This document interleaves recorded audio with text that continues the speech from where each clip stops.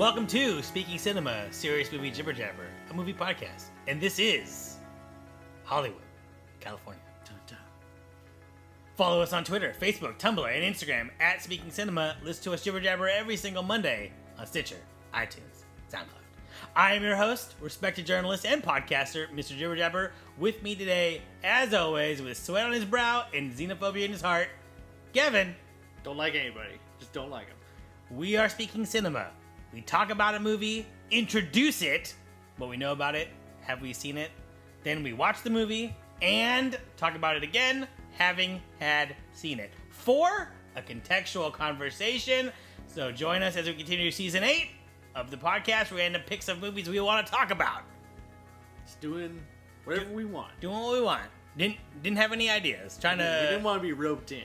By our self-imposed season themes. Well, which we're about to go hardcore into, because we're going to do this, and then we're going to do some requests, and then we go into holidays. We got some fun stuff. So that's November is Thanksgiving and stuff. October is Halloween stuff. December is Christmas stuff, and then we're right back out of it. Then we're going to go into some girly picks that our girlfriends picked because they're sick of watching all of these boy movies. And then we're going to do who knows what after that. We got an interesting slate. I kind of want to do some film noir. Sure. Because I've never deep dived into that genre. Although I love the idea of that genre, but I don't know if I'd actually love it if we, the actual films in it. So I want to look at that. I want to do car movies. That's for sure. Oh yeah, big time. And one of these days we'll eventually get back to doing a director buffet. The director buffet. I want to do John Carpenter next. I want to do Martin Scorsese sometime soon. That's a good one too. And I also want to do the I say I want to do it, but I don't really want to do it. But I want to do The Wrestler. But someday, I will happily do The Wrestler. It was supposed to be episode 2, but we'll probably end up being like the last episode we ever do. Yep. And also, this is episode 60, but we've got to like episode like 90 planned, not like roughly. Everything's conditional. So I'm like, back on episode 5 when I was like, if we get to 100, we'll do Turbo Cop. It's like that is not that far away. Not that far away. 40 weeks, which is a long time, but it's not that far away. Yeah, it's like we could fill in all those gaps. So, man, this week on the Jibber Jabber, we will not walk in fear of one another. 2005's Good Night and Good Luck. Yes. Should this have been a 2-part movie, Good Night and then Good Luck? No. Fair enough. That's a terrible idea. You should be ashamed. Indeed. Starring David Strathairn, Patricia Clarkson, George Clooney, Jeff Daniels, Robert Downey Jr., Frank Langella, and Senator Joseph McCarthy as himself. Directed by George Clooney, written by George Clooney and Grant Heslov. Yep. Produced by 2929 Entertainment and Participant Productions Distribution, Warner Brothers Independent, R.I.P. Yep. Now defunct. If you're not familiar, or if you're just a commie, the historical drama follows journalist Edward R. Murrow's public battle with Senator Joseph McCarthy, who perpetuated the quote-unquote Red Scare in the 1950s. McCarthyism, as it is also known. Yes. George Clooney shot almost the entire movie on one stage at a CBS studio in LA. He mortgaged his own house to help raise the $7.5 million budget. A high budget for a movie that presumably will have, well, there's probably a lot of period stuff in it. Like the second you make a period piece, you're adding like at least $3 million to your budget, because you got to find all the shit and all the old costumes, and you have to recreate an entire world. You can't just go out and shoot somewhere unless it's like your grandpa's house that he never updated, Right. Or you do like The Witch, where it's like all you gotta do is make one set of clothes for everyone. Yep. And then one farmhouse and you're done. He paid himself a salary of $3 to keep the cost low, $1 for writing, $1 for producing, and $1 for directing. Dallas Mavericks owner Mark Cuban and eBay CEO Jeff Skoll invested in the project as well. Also, are you a fan of the Dallas Mavericks? No, but Mark Cuban's an interesting guy. Interesting guy, good, or interesting guy, bad? He's a little more Shark Tank, right? He's on Shark Tank. He's a very... He wouldn't invest in DDP Yoga. DDP Yoga, that sounds... Diamond Dallas Page from Wrestling fame, remember? Okay. I was gonna I thought that was something else. DDP yoga. It's yoga for real. It used to be called yoga for real guys. All right, way to go, Diamond Dallas Page. Yep. Anyway. Hey, he saved Jake the Snake's life with yoga. Yeah, he did. Mark Cuban, he's very vocal, and obviously he's a bit of a personality, but he will sit down and talk about interesting issues. He was on Any Given Wednesday with Bill Simmons recently, the new HBO show, and he sat down with a writer, and they talked about, like, why can't billionaires pay for their own fucking stadiums? Oh, interesting. What'd they say? Well, we are going to segue hard out of this. A long-ranging conversation, not enough time to talk about it here, I would say. Let's talk about that afterwards. Yeah. Or do another podcast on that. I also, real quick, I don't follow any of these sports, but from what I understand, he bought the Mavericks and like really invested money into the organization. Where he's like, we're gonna do things correctly. We're gonna pay for players. I want to be a winning team. Yep. I want to try to get trophies. It's not like a. I feel like it's not, he doesn't. He really cared about wanting to make that team good. Right. You know? And I feel like the culture of sports really lends itself to cronyism, where it's like, you can't be a fair weather fan. You got to support your team when they suck. But it's like, it's one thing to support your team when they suck on accident. Yeah. But there is like teams in this world where they suck because the owner's like, oh, cool. I'm not going to spend any money on this shit. Yeah, they're using it as looking their at own you, piggy bank. Bay Area football teams. The both of them. Yep. Jed York, you're no better than Mark Davis. I said it. Quickly, your thoughts on eBay? Never used it. Really? So I really have no opinion of it. A lot of product spam. It seems like just a hotbed for getting scammed out of shit. Well, there's some. They cleaned it up. I remember back in the day, it's like someone would sell you a car, but it's like they sold you like a picture of a car. Yeah. And that was you bought it. You bought a PlayStation 4, but it's a PlayStation 4 box with no PlayStation 4 right. in it. But I think they've cleaned it up a lot since then. But it's just like searching for stuff out there is just paying the balls. It was the Wild West. It is the Wild West. More on that on the next episode. Clooney was so meticulous that each morning he would hand the cast the newspapers from the historical day they were shooting. They would then type out the stories on an old-fashioned typewriter, and in their scenes they would have to pitch them as if they were actual journalists selling a story. Authentic. George Clooney was afraid to show his dad the film since his dad worked for network news, but when he did show it to him, Clooney's dad said, and I quote, "That'll do, pig." He was proud of him. That'll do. Clooney's dad was proud. Mm-hmm. It's not the millions of dollars. It's not your supermodel girlfriend. It's not this. You made a movie about an honest newsman. And for that, we thank you. This film, in its contextual, almost released over 10 years ago now. Yep. Contextually, the film was released to universal acclaim, nominated for an Oscar Best Picture in 2005, where it lost to Crash, the movie that solved racism. Yep, there's no racism anymore after Crash came out. Stupid Crash. I will say... And not David Cronenberg, James Spader fucks a leg Crash. Racism Crash. I'm afraid to watch that other Crash movie. I'm intrigued by it. I'm intrigued by it, but I'm like there's a point where I think when we talked about it one time, we're like, oh, we should do that for the podcast. I'm like, I don't know if I want to do that for the podcast. Maybe we should just watch it first and see what happens. Just know, he fucks a leg. As of this recording, Good Night and Good Luck is available on DVD, Blu-ray, digital HD purchase, not streaming anywhere, but it previously has been on Netflix. Yep, seen it pop there a few times. Check Crackle. Might be on there. Also, fuck Crackle. Crackle too. I started watching The Blob on Crackle, and it like quit halfway through, and then I was like, what the hell? And then it was gone. So it's like, you guys refresh this thing on a 12 o'clock on a Friday? Like, what the hell? That Blob contract just X'd out. Let me finish the fucking thing. Jesus Christ. Halfway through the Blob, you haven't even seen the Blob yet. I don't think. Have you heard of and seen this movie? Yes. Did you see it when it came out? Saw it in theaters when it came out. Yeah, indeed. I was a 2005. I was a young, excited film goer, just ready to take in all kinds of serious dramas and Oscar movies and big stories. And this is in direct contrast to me, which in 2005 I was trying to find Takashi Miike movies. Yep. Takashi Miike. Put that in your Google search, kids. Yep. And also Edward R. Murrow has interesting ties to Washington. He went to Washington State University, got his degree there. The communications building is named after him, like that department. So he's always thought of as like one of the great influencers in Washington, so we always learned about him growing up. Is the ashtray in front of the building also dedicated to him? Most likely, it better be. Every ashtray should be dedicated to him. So in the research for this episode, he apparently smoked 60 to 65 cigarettes a day, Yep. which roughly is 3 packs. That's a lot. That's a lot. Now, granted, in his day, cigarettes weren't as strong as they are today, but that's still a lot of cigarettes.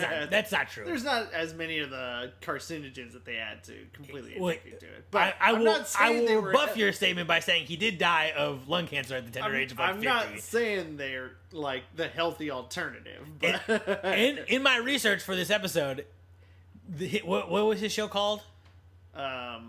Whatever. The show that is a show on that Yeah. we're gonna. They broke a story about how they linked cigarette smoking to cancer, and I guess his comment was, "I couldn't imagine going 30 minutes without a cigarette." Yep. It's like, oh boy, I mean, he wasn't afraid. 30 minutes without a cigarette. It's like you gotta plan your day around that. Yeah, you do. Well, but that's back in the time where you didn't have to plan your day because you could smoke on a restaurant, you could smoke on an airplane. You could smoke anything. This whole when you look But you back had on to the have cigarettes with you. What if you ran out of cigarettes? Well, you gotta go buy cigarettes yeah. or bum a cigarette. yeah, I think when you're on that level, you're getting cartons. You know what I mean? Oh yeah.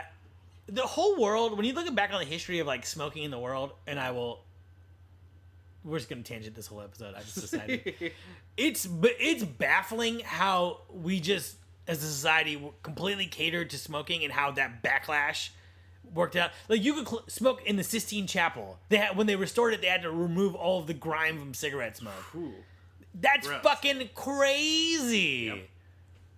Crazy. It is. I mean, it's recent history too. I remember In the 90s, right? in the 90s, Washington was one of the first states that really was like, you need to designate like certain areas. You can't just smoke anywhere. Mm-hmm. You know, it was like California was probably the first one to really crack down. I remember when they did that. Yeah, but Smoking or non-smoking. yeah, and I remember there was 3 stickers. You had green, as if smoking was not allowed at all in a place. Yellow, where it was designated, and red, where you could smoke anywhere. And there was only one place in Spokane that was red, and that was the PI Tavern, and it's one of my favorite places on the planet. But you can no longer smoke in no there. longer smoke in there, but if you lick those walls, you'll get a nicotine high.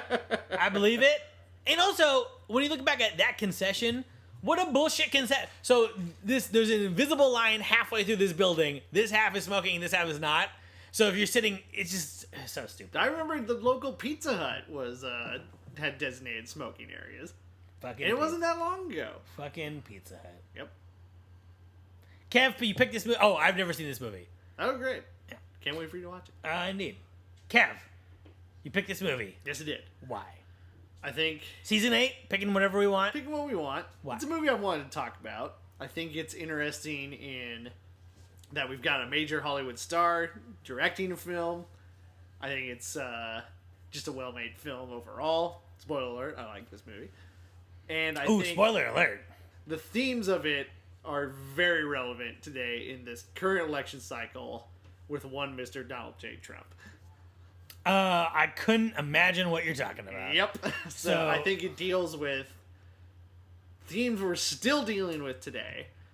And we're gonna see a lot of parallels with what we're hearing in the news, what the candidates are saying, what is going on in our own world that we live in, that you can see, you know, we haven't really changed a whole lot in 50, 60 years. All right, that's something that we will have to revisit, and I will Yes. look out for when I watch this movie. Are you familiar with the Red Scare and the works of Edward R. Murrow? You are. In Yep. Washington with all that stuff. In my book, communism was always just a red herring. Like, I feel like from having memories only after the Berlin Wall has fallen, it was like we had this rivalry with communism, but it always kind of looked at it as like very stupid and very. And I think this is contributing that legacy of like it. It's you look at historically, it's like the communists were our allies in World War II, then they turned into our enemies after World War II. The Cold War starts, and then people like McCarthy start using it for their own political gain and kind of witch hunting people. Yep. And so communism becomes like a illegitimate enemy Yes. in that sense, which I think to people who are older than us, I don't know if they would necessarily agree with that. And there, we did the Cold War, agents were killed and things did happen.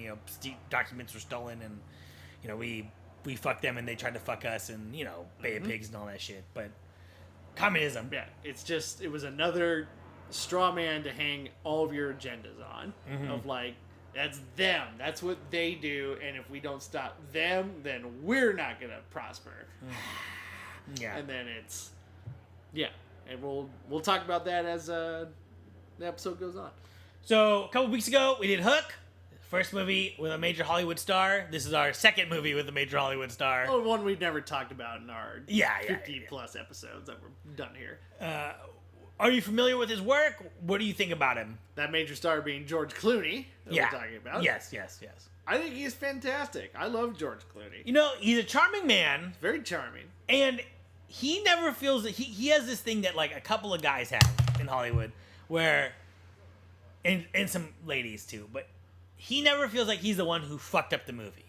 Right? Yeah. Like no matter what happens, and it's like, when you're an actor, you're really at the mercy of the director, the studio, the editor, a lot of things, right? Because the budget, you just throw out your performance, and if someone is encouraging you to do the wrong thing or doesn't know how to edit you or doesn't know how to make the movie or thinks the movie's something that it's not, you're gonna look like shit, right? Yep. So Johnny Depp and the word on the street is Johnny Depp and the Tourist. Remember that movie with Angelina? Yeah. He was like, "Are you sure you want me to go this over the top?" And the director's like, "Yeah, man, it's gonna be goofball comedy." And then it did not read like a goofball comedy, and he looked like an idiot, right? Yeah. So the thing with George Clooney, even in the Money Monster, he's still not.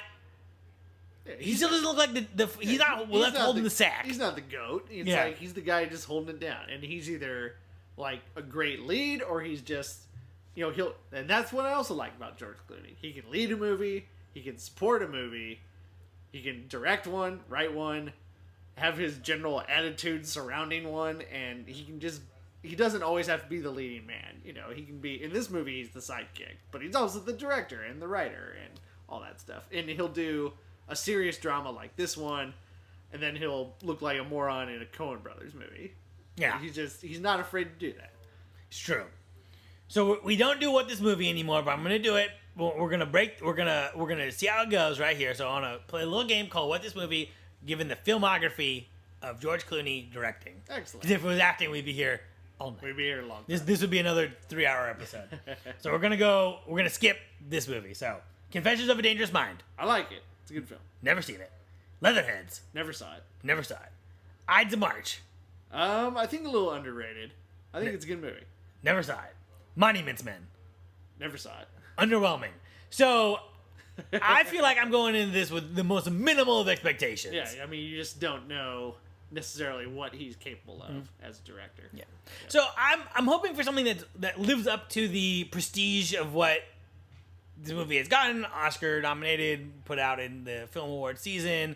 People were really sucking this movie's dick when it came out as like, this was a important movie about an important topic. It was right after 9/11, right? So it's like, we're at the height of fucking Freedom Fries America, right? It's like, Jesus. Maybe not the height of it, but we're still in that mode, you know what I mean? I'm gonna remember that. Freedom Fries America. That sums it up so well. Yeah. So the height of that was probably like 2002 and 3. So we're 2005. So time. where our only respite was Lord of the Rings in those years. Yeah, exactly. So I say let's go watch this movie and come back. Let's do it. Here we go. Here we go. Kev, we're back. We're back. How'd you watch it? I watched my DVD copy of this. Never upgraded this one to Blu-ray. Never felt the need to.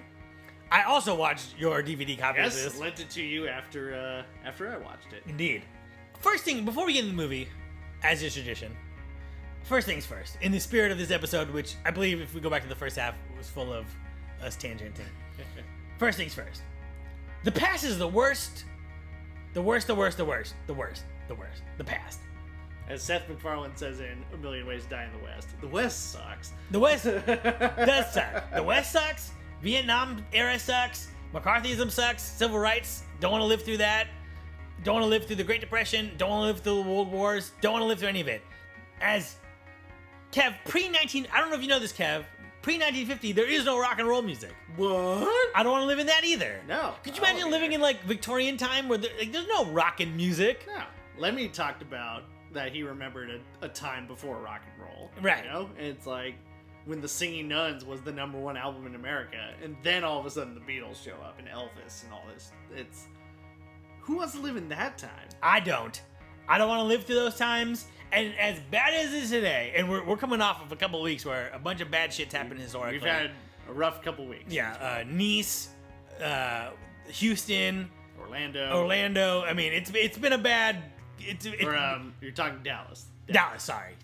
I'm getting all my massacres They're hard confused. to keep track of because there's too goddamn many. It's really been the summer. It's not been a happy summer, world event wise.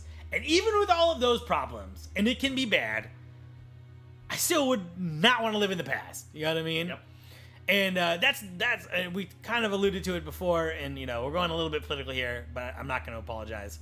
When Trump wears that shitty hat covering his shitty haircut, that make America great again, and it's like, listen, I'm not going to get into my crazy liberal politics, but I'm just saying, for anyone who's like, I'm just going to throw out some names here, right?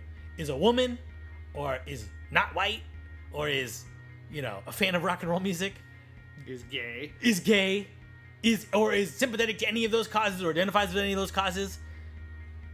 America was never great, right? Like, pre-civil rights, I don't want anything to do with that America at all. So this is over half a population being oppressed and denied certain rights, just because of one trait of their personality, or their physical existence. Their physical existence, right? So it's like, nowadays, if a cop oversteps his bounds, people care about it. The difference between today and the past is not that cops are doing that now; they didn't do it before. The difference between today and the past is, with the cops did in the past, no one cared. Yep. And so we have video cameras in our pockets now. Yeah. And can show the world what they're doing. Right. So a guy like Trump wants to live in he wanted to live in the 20s, when the Roaring 20s, and it's like, no, ma'am. No, thank you. The neoconservative movement is all about this ideal that we should strive for that never existed. Indeed. It never has existed. Right. And they always push this whole, back then when the water was clean and the air was clean and we were just, the corporations could do whatever they wanted and everybody was fine. But that never fucking happened. The reality is, much like the current superhero genre that we're in film, taking it back to film, it's all about nostalgia, right? You're just nostalgic for the 50s when you were a little kid, so there were no problems because you were a little kid and you played baseball all day and fucking looked for rocks in a creek and painted fences white. Great. But that was not, if you were 20 years old in the 50s, that was not your experience of you know what I mean? It wasn't, we watched fucking Lassie on TV, and, I went to the cinema on Saturday and watched a triple feature with 10 cartoons, 2 features, and a newsreel. That's not America. You know what I mean? I don't know if that was the 50s, but and while you were doing that, you're downtown, there was black movements getting sprayed with fire hoses. Right. So just because you didn't see it doesn't mean it wasn't happening. This is our backdoor pilot for serious political jibber jabber. Yes. Back to this movie. Good night. Good luck. Kev, what are your overall thoughts? Still love it. Still think it's a very strong, a good film. Not just a political film, but just a good, newsroom movie. Good, I've talked about on this podcast before. I like movies about professional people doing dangerous work. I think it's one of a cornerstone of that genre. Mm-hmm. And the themes are just as shockingly relevant. I would say almost direct parallels as stuff we're seeing today. So yeah, I think it's just a very well made film. And I was thinking, I gave a little mercy on you. I picked a 90-minute movie because I made you watch all those long Steven Spielberg movies. My God, they're so long. Every movie I have coming up here is hour 40. Yeah, just for you. And as my picks tend to be in the horror genre, normally that means a shorter movie, but then something like Bone Tomahawk, I think is 2 hours and 5 minutes or something like that. Yeah, we'll get to that. Yeah. So I, having not seen this movie, really enjoyed it. I thought it was great. I did have to break it up into 2 days, which that's fine. Well, but we're working people. We are working people, but I don't think that this movie lends itself to that intrinsically. I feel like Pulp Fiction, you can just pause and turn back on. Yeah. This movie, would really, I think, be better service just watching it all the way through. Yeah. But I did think it was great. I think it was an interesting statement on the movie. It was. I like the style of the movie. It felt there's a good, and we'll get into more detail on that. I think overall it does live up to the hype, right? You can see how someone could, when all of the adult movies come out around January and February and March, right, for Oscar season, you can see how someone could put this out with confidence and say, like, this is a movie that we can really sell to adults, and that if we say this is important, you can see, wow. And doesn't feel compromised at all by, like, trying to make it either really shoehorn it into a comedy or like shoehorn it into Oscar movie territory. It's like this movie feels pretty what was conceived, you know. It doesn't feel like they have to cut corners or add anything to take away from what they're trying to do. Right. Would you like to call out a movie that does that? Not off the top of my head. Okay. So going to the parallels to today, and you alluded to this just now, McCarthyism. In America, and maybe in other places in the world, I've never lived anywhere else, we're always blaming someone, right? So the Pilgrims come over, and it's from the fucking beginning, and we never really talk about how... we were born off of being tight asses. Well, we know, and we rarely talk about that, especially not during Thanksgiving time, where it's like 1400s, right? People come from Europe over, and they're the Pilgrims, and they're religious fanatics. People so uptight, the English were like, go away. And they're like, we want to go away. Yep. We can't wait to... It's like when two people argue and they're like, you're fired. And you're like, you can't fire me, I quit. Yep. You know what I mean? That's our country's founding. That's our heritage. Oh, no. Our country is founded by that guy. Which eventually... So they're like, we hate all of this European Enlightenment. We're out of here. So then they come over, and then it turns into blaming the witches. Then it's blaming the black people. Then it's blaming probably some other people missing them, but then eventually communism. Then it was gay people. And now it's brown people. Like, it's always this horrible thing where it ends in the same place, right? Where it always ends with you're convicting someone with no evidence. Yes. That's what it always devolves into, right? Sometimes there's a good reason or not, arguably or not arguably, right? You could, with witches, there was never a good reason. With gay people, there was never a good reason. You know what I mean? Like, with communism, it's like, we get that we have heat with this country, but the way they went about it, completely wrong. And then if you're somebody who comes out and says, these people aren't that bad, you get shouted at and you get called one of those people and you are just part of the problem and you're a sympathizer and you hate America. You don't like America. I remember when I was in college in the early 2000s, and or mid 2000s, and we were talking about gay marriage. I'm like, I'm for gay marriage. And they're like, oh, do you know someone who's gay? Are you gay? Or, whatever. I'm like, I mean, there are people, like my mom has a pair of, like, lesbian friends, like a couple, it's like a family friend, but, like, I'm not close with them. They're like, well, then why are you sympathetic to the gay cause? I'm like, because it's obvious. Because they're people. And it's like, they want to have marriage. It's like, whatever, dude, you can have it if you want it. Yeah. Why not? And I remember, I was in a classroom full of people who were just like, well, even the people who are on my side were like, well, I have a gay aunt, so I feel like I should be supporting her. And it's like, yeah, but... that's not the only reason you should go about it. Just because your aunt should be all right. It's like, your aunt should be okay, and guess what? Everyone else who identifies as gay should be okay. Right. But I remember in the early... in mid 2000s, that was like a controversial stance. And I'm from the Bay Area. That's when they invented gay culture. So imagine what it was like in Eastern Washington trying to push that agenda. Right. Not good. Not good. But now we live in a time where 1 billion people have access to legal gay marriage. Right. Whereas 5-10 years ago, it was 0. Right. Crazy. Progress, it takes time, but it happens. Right. It's just, if you work for it. It's interesting how the story evolves, you know what I mean? And to go back to Trump, when that shooting happened in Texas, he's like, he did say, like, people should not be, like, he said something to the effect, like, people shouldn't be harassed by cops or something like that, you know what I mean? Or cops don't have the right to, like, kill you or something to that effect. Yeah. And I remember being blown away. I'm like, damn, the story, the dialogue has switched, you know what I mean? Like, because it's like, the reaction of Rodney King was like, oh, it was his fault. You know what I mean? The cops were just doing their job. And now we're at the point where it's like, well, let's re-examine what's going on here. Yep. Maybe we should have body cameras. Maybe we should have. How are these guys getting trained? Do we need to regulate that? Do we need to blow the lid off it? Because maybe there's some like aggressive people doing all the training on them and telling them pull your gun or whatever. Or maybe needs to be like you get trained and then you need to be reassessed and people need to look at your footage and talk to you about what you're doing, what you can improve on. Maybe they need to be coached better. Yep. Also, in the spirit of just tangenting or whatever, I firmly believe the worst job in the world is being a cop. Yep. That has to be the worst job in the world. No one is ever happy to see you. You're basically babysitting some people, and other people are, actively trying to kill you. The pay is shit. The hours are shit. And what you're doing is, and you could and what you're doing, it's like I got a job at the movie theater, and someone asked like, so what do you do if someone comes in here and tries to rob us? And they're like, you give them whatever they want, no matter what, right? They're like, there is nothing in this whole place that is worth anyone's life. But when you're a cop, that is not true, right? Because it's like, I'm not going to go in that house. There's people with guns in there. It's like, no, that's your job. You're the one. You do it. Terrible job. Yep. It's so got mixed emotions on cops. Yes.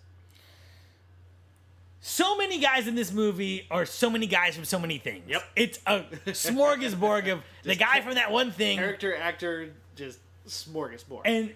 And what's interesting is that a lot of people are cast against type.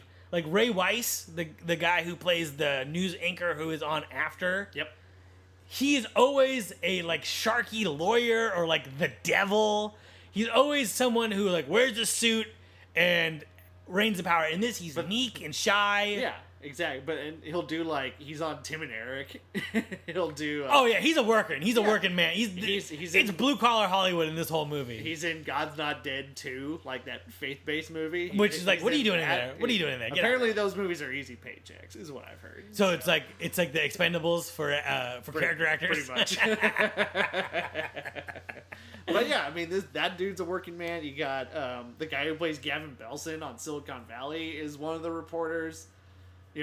Pre-Iron Man, Robert Downey Jr. So that's like, hey, Robert Downey Jr. is in a movie. Also, I don't know if it's the black and white or the makeup, but he has a real baby face in this movie. Yes, he does. The guy who plays Murrow is like, when you look at that guy, he's always plays the douchey father who's probably a doctor with a real snarky attitude.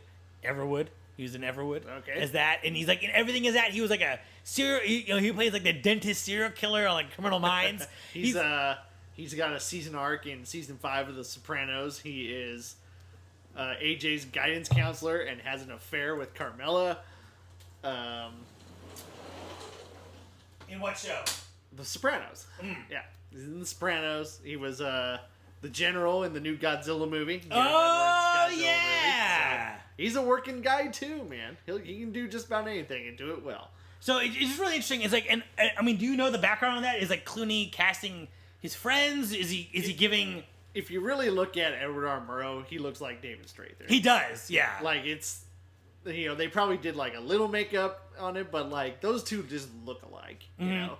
And yeah, knowing Clooney, it's like he knows enough people that it's the kind of people that aren't going to bring a lot of baggage to a role. It's like character actors are the blue collar guys in Hollywood, and they're gonna do their job and they're gonna do it well, and that's why I feel like we remember them so much because they're always just. They don't bring any kind of star baggage to it. They're not going to steal. They're not going to try and just steal a movie for their own sake. No star baggage and enough of. And they always play. They always have like these roles that you remember. You remember the dentist serial killer. You remember the douchey dad, and you're like, oh, like it's this guy again. Like, and this time he's a Russian. You know what I mean? And they get to play a wide berth of things, which a lot of movie stars don't. Right? Has like Angelina Jolie can only ever really play like an exotic, badass chick, yeah, exotic, or in her own movies where she's damaged, exotic, sexy lady, right? But we'll never get away from that. She's never gonna be the guy who's like, "Oh man, Godzilla," Yeah, she won't be that. So it's interesting to see them all basically assembled in this movie. Patton Oswalt has a funny story about. He was at a party for Batman Begins, and for some reason Brian Dennehy was there. And he said the catering was incredible, But he's like, nobody's eating it because, you know, it's Christian Bale and all these, like, hot to trot movie stars. Right. And so Brian Dennehy walked over to the table and he looked at him and he goes, character actors, who cares if we're fat? And, like, started just plowing on it. Nice. So. Henry Rollins has a similar story about the Kill Bill premiere where he's like, there was so much, I ate so much sushi. He's like, I ate an obscene amount of sushi that day, and no one, either if you were there, you didn't care, or if you were like working there, they're like, please take more. No one is eating any of this. Yep. The nature of being a character actor. Another hardworking character actor, Henry Rollins. One thing interesting about this movie is they watch a lot of newsreel footage, and I think it works to the movie in the sense that you get the sense of, you know, they're having, basically it's like a meeting that they have, right? They all have to go in the screening room and watch footage and try to make stories out of it, you know, and try to make news stories out of it, which I like. I think in the beginning it's a little bit boring because it's like, what's the point of what? Yeah. I'm watching someone watch something that's dumb. But eventually I think it gets really good, and I think it reaches its pinnacle with the Moss trial. Yes. Where they're watching that, and you can see how it's just like... You can see the steps they go through to put it all together. Right. You see that, and you also see to their point, right, where it's like you get to the point where you can deny... It really illustrates what they're trying to say, where it's like you could deny the accusation, but because the accusation is not backed up by facts, you'll never get anywhere. Where she's like, I am not a member of the Communist Party, and it's like, well... We have an FBI agent who says that you are. And he's like, okay, well, can you, you know, can I know who that is? Maybe someone I met, maybe someone misunderstood. Like, well, we can't reveal that person. So it's like, so basically, anyone can say that I'm anything, and it doesn't, I can't defend myself. And it really illustrates that point really well. Because I think that, you know, the more draconian you get in the world, the more people are supportive of that kind of ideology, the more they get, like, well, you know, what were you doing? You know, why were you being suspicious? Yeah. What were you doing out at night? You know, and it's like, I can explain it if we put all the facts out there and then we can, like, talk through it. Yep. But without that, I can't tell you. You know what I mean? Exactly. It's just, this idea that there's some infallible leader that can't. Exactly. That just can't. When he says it, he must be right. Right. He's been right before, we think, sometimes, probably. He was right, though. Personified by when Britney Spears, after 9/11, went on Larry King Live and said, why can't we all just follow what our president says? You know, when Bush was doing all his crazy shit. And it's like, I didn't see Miss Spears out here when Obama was trying to get Obamacare fucking passed. You know what I mean? It's like, so it's like, when the hysteria gets, you know, when it starts to really infect you, you know what I mean? That's when it all goes crazy. But then this movie really shows the workmanlike way of how Edward R. Murrow and his team don't stoop to that level. Mm-hmm. Like, they basically use McCarthy's own, like, his own words and their own tactics against him, where it's, you said this. We have something that proves that's not true. Right. Or, like, this thing you said is true, but you can't, you know, you're contextually in a way that's xenophobic when really it was just a harmless thing. Right, yeah. And it's interesting because you see, like, modern day pundits do this as well. Like, Bill O'Reilly will also do this. This is nothing new. Right. Like, all these then if this movie shows you anything, all these tactics were going on. Right. Just, it's the same tools to oppress, to scare, to put people in line are the same thing that everybody's been using since Caesar was emperor in Rome. I guess the question becomes, though, it's like, because they accuse McCarthy, like, McCarthy didn't invent this, he just uses it to his end. But I guess I never know with anything, with anyone, with any issue, when they're really pressing the issue, do they really believe it? Or are they true believers, or are they using people? And it's hard to tell. You know what I mean? Who, McCarthy's people? Anyone in any of these situations, right? It's like, when you look at the fucking Salem witch trial, right? Is the Salem witch trial the hysteria associated with living on the fringe of society mixed with pious religious stuff mixed with, like, a patriarchal society that hates women, and if you blend all those together, sometimes they'll just result in this craziness? Yep. Or is it men who wanted to put down women who are, you know what I'm saying? Like, I think it's I don't know. It's a lead. I think there's certain people that genuinely believe, in our world, it's like Muslims are the reason why we have all these problems. Mm-hmm. Or they're smart enough to know how to mobilize people to think that. is the thing. They're savvy enough to just get what they want. So you think it's both? There's definitely both going on. Right. There's no way it's just... One or the other. If the guy at the top is crazy enough to believe it, there's people who are going to latch their careers onto that, make their money, and get out, But the tactics they use are just the same every time. Right. It's scare, provoke, keep in fear. Yeah. On a lighter note, I didn't really get the point of the married subplot with Robert Downey Jr. and the I other was just thinking that too, watching it again. Just like, I think why it's there is to kind of give the audience a point of view of somebody who's not Edward R. Murrow and just get an idea of like, these people just work here, and it's, they didn't ask to be in this like firestorm, but they're caught up in it, Now, the whole consequence of them, like, they're married and they can't be married, maybe it's just yet another product at the time, but it's not played for like this great consequence that one of them has to win.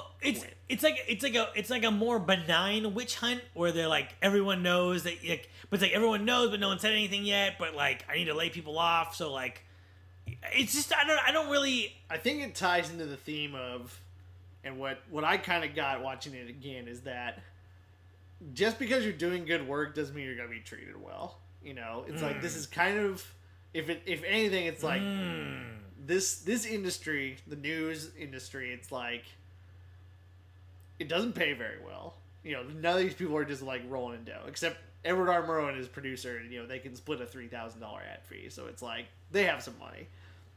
But it's like you got to do a lot of shit, like his stupid pre-recorded celebrity interviews. Like, you can tell he doesn't want to do those, but guess what? People watch it. You can sell ads based on it. It makes money. Yeah, the news people are up all night, trying to piece together these stories, trying to make ironclad arguments against McCarthy, this guy who is a master manipulator and wordsman. Even though, he's saying these terrible things, he's gotten most of the country mobilized. And then, yeah, it's like you kind of work for this corporation that, above all else, needs to make money. Because that's why they're here. They're here to make money. And if you can't pay 8 people, and you can only afford 6 people, guess what? 2 people got to go no matter how good you are. Right.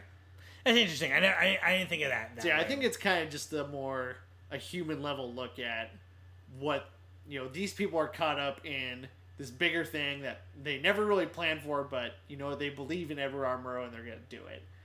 And if their marriage is going to be a distraction, it's just an arbitrary company policy that people can't be married, then that's why they got to keep it secret. But I agree that maybe it doesn't get enough time to really explore that theme. I mean, and it ends, the ending of it is it has a funny button where he says that and they just take out the rings and put them on. And they're like, well, fuck it. Yep. You know what I mean? Exactly. Who gives a shit now? Like, I like that. That was kind of cool. Yep. Speaking of the ending, I feel like it's a real odd ending, right? Like, the movie opens with him getting an award and he starts lamenting the nature of television. And then they flash back and they tell this whole story, and then they flash back to the thing, and he just finishes his speech, which is about, like, he's basically being like, TV is an opiate, and like, its value should be measured in, the distribution of facts, not the distribution of entertainment. You know what I mean? Mm-hmm. And it's interesting because for a movie that's about a battle between 2 people, there's no follow-up ending, like Stand By Me style, where it's like, Edward R. Murrow went on to do this and that. McCarthy, this, friendly, blah, blah, blah, blah, blah. The married people had some kids. You know what I mean? Like, they don't give you, it's not about that. Or it's making, that ending would have you believe it's not about that. Yeah. Well, and I kind of like that, where it's not, we were telling this story, this battle between McCarthy and Edward R. Murrow. Murrow won. Murrow got his philosophy out there, it's over. But then he loses his show. Well, he loses again. The good work doesn't always offer great reward. Mm-hmm. It's just, he pissed off the wrong people. The country was listening. The country cared about it and was praised for standing up to this asshole McCarthy. But yeah, he loses his show because it doesn't make any money, and again, this is what I also thought too. in the era that he's in, there's like 3 channels, Yeah. right? CBS, ABC, NBC. and NBC. Like, that's... We're many years away from Upin. Yep. So, he has to appease a certain amount of people because there's only a certain amount of time that this kind of thing can exist. I think he would have done really well in modern times. He would have been a cult hero as, like, Stephen Colbert, John Oliver, Bill Maher, even, like, you know, Bill O'Reilly's a cult hero. Right, on the other side. He's a fucking shit. What's that one? Glenn Beck, right? He's in that he would pantheon have been, of... I think he could have been one of those guys. Yeah, pot stirrers. Yeah. And, like, wouldn't have had to water down his image or what he was talking about, do stupid celebrity interviews to get out his message. Well, okay, so what you're saying, it kind of begets this question, right? It's like, what does this film to say about TV's role in politics and public education, right? And does that match up today? And what's fascinating is, it seems like TV has changed more in the last 10 years, and TV and TV-style media has changed in the last more than 10 years than it has from 1950 to 2005 as compared to 2005 to 2015. Mm-hmm. Because he's being critical of TV as the idiot box, right? As just frivolous garbage, which is interesting because the movie does not contextualize it that basically with the rise of quiz shows, that's what got him kicked off of primetime. Yeah. You want to air quiz shows there, right? So it's like things that have no substance of any kind, right? Just people winning money. Yeah. And, you know, he's talking about how TV is the opiate of the masses, and it's interesting because when people start getting critical of your mass opiates, like, homie, you're smoking 3 packs a day and drinking gin all night. Like, let's talk about fucking, you know, your vices here. But it's interesting because news has turned into fear-mongering and replaying of YouTube footage. And Twitter as a serious journalistic source. Indeed. Fuck that. Right. And and now TV is a force of empathy, right? And we're in this golden age of television where you're telling stories from different perspectives, and it's very much more humanizing. And if you're a guy with this kind of cachet, he could have a show on HBO or on Vice or on YouTube or on Netflix and I think that's where those platforms are going to go, right? Where if you can do on-demand product, the problem with the linear TV model is that what you're selling is not content, you're selling time slots, right? Yeah. How much money can we make between 7 and 8, 8 and 9, 9 and 10, and 10 and 11, right? And the traditional model is 6 to 7 rerun of another show, 7 to 8 prime time, 8 to 9 prime time, 9 to 10 prime time, 10 to 11 talk show. So in that context, it's like, well, if we put the show on at 10, we could put fucking Law and Order on at 10 and make more money. But in a Netflix model, it's like, if you watch this, we're making money. If you're paying for this and not watching it, we don't even give a shit. Yeah. So as long as you like the idea that you're paying for this every month, you're cool. Yep. And it's like you'll come to it when it'll be available and you watch it when you want. Right. Basically. So it's an interesting world. Like, yeah, he probably would do better today. Where you could just take your time, make a piece, put it out once a week. It doesn't necessarily have to fit into a time, roughly 22 minutes, roughly 45 minutes, and then you'll be good to go. So it's interesting. It's interesting how much the world has changed since this movie came out. But all of those guys who are making it right now, they got inspired by Edward R. Murrow. How could you not? Well, yeah, if you're, yeah, exactly. He's the standard that you hold him to, Yeah, so it's an interesting world where we're living in a world influenced by him, in a world as influenced by him, plus the technology we live in would do better with him if we could go back in time, cure cancer, and teleport him to the future. Yep. It'd be pretty good for him. But what I also like about this film, it doesn't show him as this, patron saint who was never It doesn't. It doesn't. They talk about, he's divorced. Mm-hmm. Or, is he divorced? They don't paint the portrait of, he's this perfect father. Right. And they don't, he's a stubborn motherfucker. Right. And he doesn't help his friend out when his friend needed him. And in the end, he's like, you could have defended, you refuted McCarthy on every point except for about this guy because that guy's a communist and you don't want to be associated with him. So don't tell me that I'm censoring you because we all censor ourselves to make ourselves look good. So you don't fucking tell me that. And McCarthy and Murrow has nothing to say back to that. There's no comeback. Yeah, it's a worse version of this movie has him just be right on everything, and everyone lifts him in a chair, and it's like, yeah, freeze frame credits, you know. These happy days are yours and mine.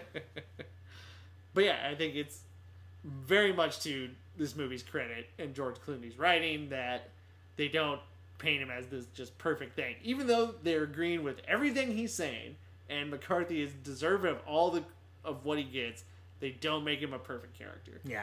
That, again, that wouldn't be interesting. Right. And he wasn't a perfect person. Let's pump the brakes real quick and let's get into some cool stuff and some nitpicks that we had with this movie. Cool stuff. Smoke in black and white is beautiful. Robert Elswit is a brilliant cinematographer. It's just everything he touches is great, and this is just one of his finest works. Smoking is still stupid. Kids, winners don't do drugs. But historically accurate, you gotta have smoke. You gotta have smoke. No, it's true. It's true. A lot of great little funny lines in this movie. Oh my god, lots of quips. I love so quippy. Talking about they gotta pay off the $3,000 for the ad space. I wrote down this quote too. He's not gonna be able to buy presents for his kids. He's a Jew. Well, don't tell him that. He loves Christmas. Love that. I love that. Talks about how was the meeting with the general, the colonel, and there were two of them. That's a general. You know? Yeah. Do you want to go to a Knickerbocker game tonight? I'm sorry, I'm busy ruining your network. There's so many good little quippy moments, you know? And like the funny one moment that could have been played really cheesy, but they play kind of honestly is they're doing the big broadcast. Like this is the piece that was gonna define us. Turn the phones off. We don't want, we just can't have anything distracting us right now. Broadcast ends. They're just looking at the phones, kind of looking at them. He's like, well, maybe nobody watched. And then little intern kid in the back, who's like one of the guys on the Big Bang Theory, actually. He's like, richer than us all. Should I turn the phones on? And they kind of just play this really nice, understated, now would be the time for you to turn it back. Yeah. So it's just really good, understated, quippy humor. Also, it represents the world that only like film can give you, where it's like everyone is funny and everyone has good comedic timing, where it's like, because, in the real world, people have things to prove and they're in bad moods. And so it's like, it's that it's such a great moment where they're like, yeah kid. Yep. You have our permission. Come on, intern. Just do it. Yeah. Also, this time in culture is always represented by people wearing suits. Like, everyone is always super dressed up. Yep. Which aesthetically looks really cool. Always looks good on film. Maybe we should go back to that.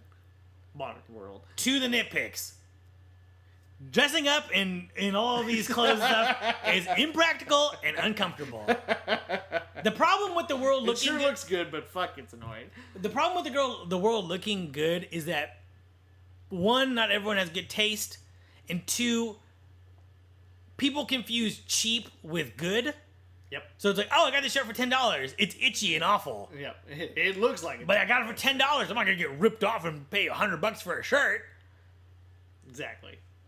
I think the trial scene when they're just kind of all the camera is doing is looking at news footage. I think there's a better way to put that scene together where it's like you're really building a whole story around not just them sitting watching the trial, like showing them like editing it, talking about it, like getting a little more momentum in it, because I think the pacing kind of it doesn't die, but it's really slowed down from like the freight train that we've and if we were to criticize constructively, it perhaps be they watch the news footage, they get to a certain point, and then you cut to George Clooney or someone being like, okay, Steve, I want you to take this and verify that statement, and then maybe you watch a little bit more and you say some other guy, so that you can see how they're dividing the assignment up as they're going, and then maybe something happens, he's like, no, don't scratch what I said before, like, we don't need to know about what happened in Washington in 1945, we need to happen in California in 1932. Yep. Because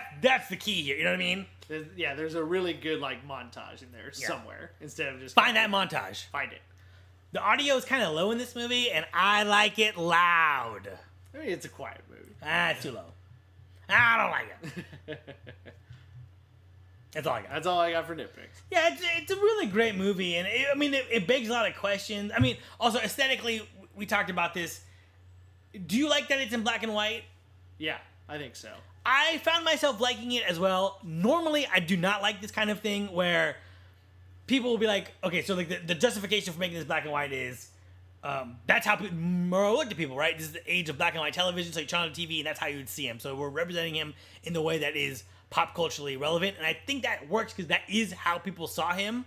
I hate when people add like a sepia tone to the Wild West stuff because it's like that's not how people saw themselves in the Wild West. The Wild West was at that time in 18 whatever, in 17 whatever, in 16 whatever, was the pinnacle of human evolution, right? This is like there's never been more technology than there is now. There's never been more, we're taming the frontier, we're mining stuff, it's all this new, it's new and it's bold and it's shiny and it's whatever. So it's like that sepia tone was a way to preserve the fucking film. It's not how they saw themselves, right? Yeah, exactly.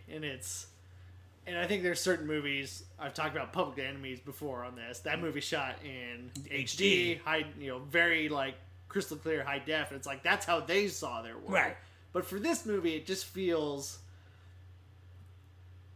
You can see black and white as like you just saw the world in black and white. Somehow they use that aesthetic to every advantage. Yeah. And just really sell the world, sell a style, and it just I couldn't picture this movie in color. Mm-mm. I think that ultimately it's just I don't think it wouldn't like take anything away from it, but black and white just makes it so much stronger. Yeah. And yeah, I think it's just a brilliant decision by Clooney to do that. Is good light and good luck a good send-off term? I think so. Luck is for losers. Luck is all we got, man.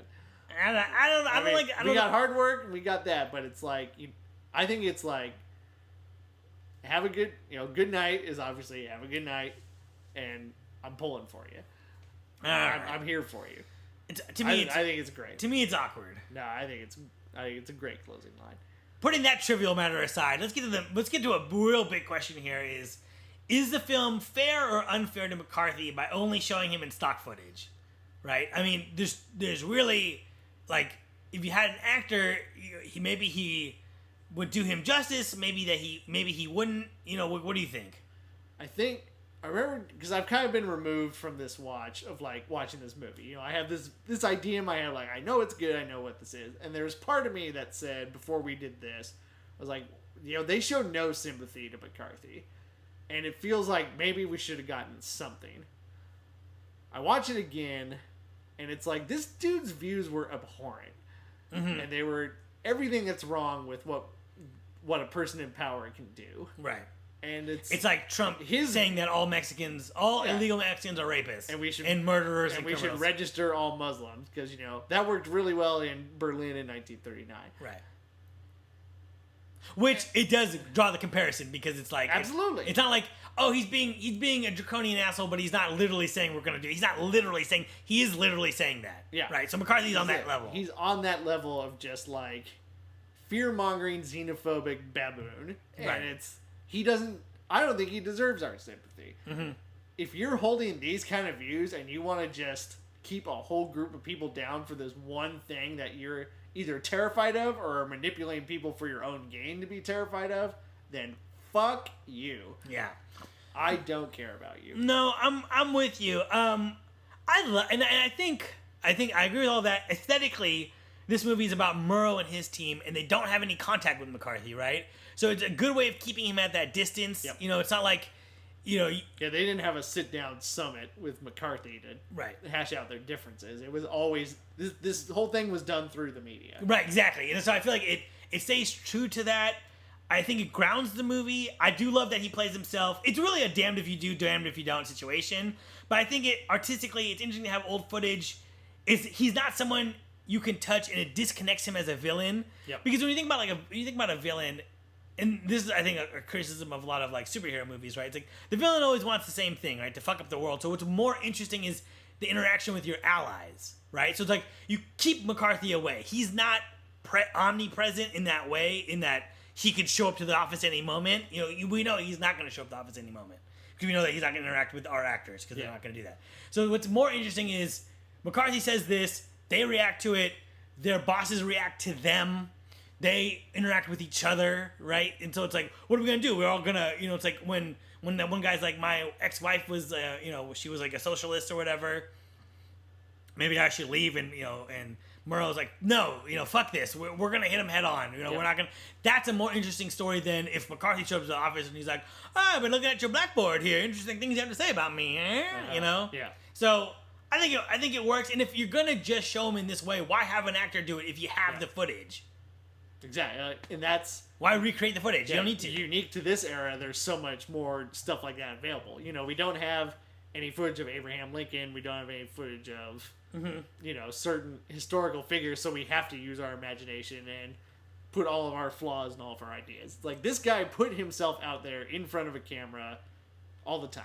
So, like, there's so much of a story you can already cull from what he's given us. So it's just there, and you might as well use it. What's funny is in focus screenings of this, or test screenings, they got a lot of comments about saying, like, the actor that's playing McCarthy is, like, way overacting. Like, get somebody else. So that's just very funny. That's awesome. Also, I got a question for you, Kev. A little short question here. Do people join organizations? I feel like this whole movie is about, did you join the WBD? Are you a member of the PWG? Have you ever been associated with anyone from Lucha Underground?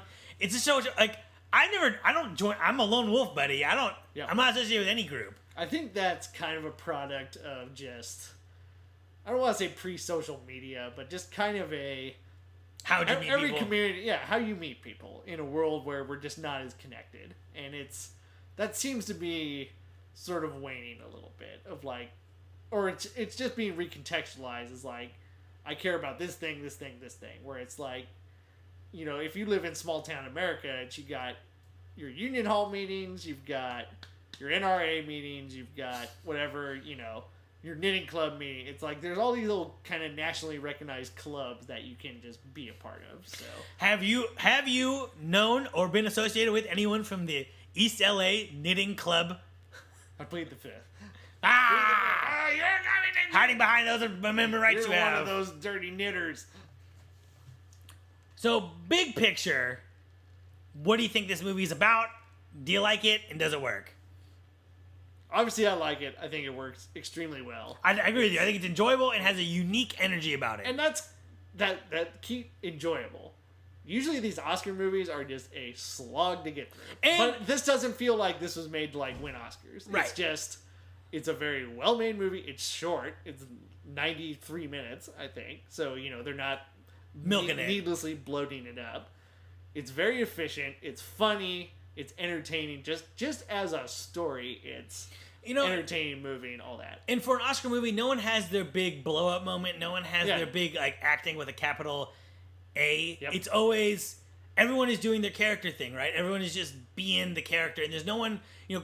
This could have been a George Clooney vehicle, right? This could have been George Clooney, giving in a passionate speech, but they never go there. Yep. He gives himself the lowly producer role, the guy who's just got to keep it all together. I think there's a key line in this movie, and I think it ties into our modern world and has for many years. The guy they have to answer to, played by Frank Langella, he says, before they kind of start doing their thing and are just talking about, like, we got to go after McCarthy, he's wrong. He says, McCarthy will self-destruct, and it'll all go away. And that's what people said about Trump, too, when he first was signed up. He's like, he's going to say something dumb, and, he did say many dumb things, but everybody just kind of said, look at the dumb guy saying dumb things. The old line is that evil triumphs when good men do nothing, right?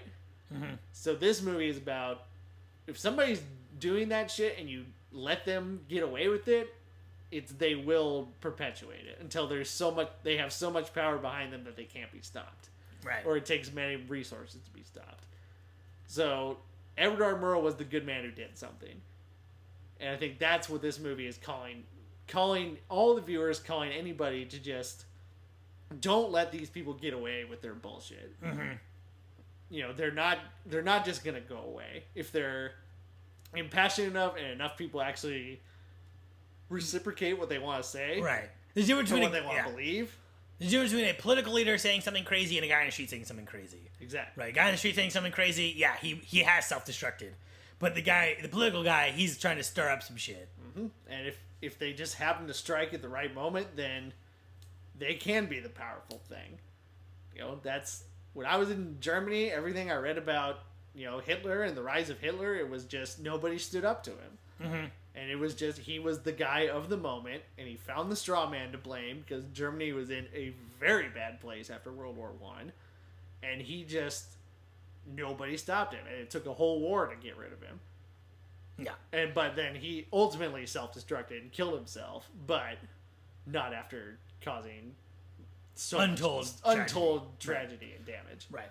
I think that also, when you look at Murrow's speech he gives at the end, I think the movie's also tying into what you're saying, I think, very directly, an argument for intellectualism. Yes. Right? Like we all love being entertained, but you also got to put some real thought into things. You know what I mean?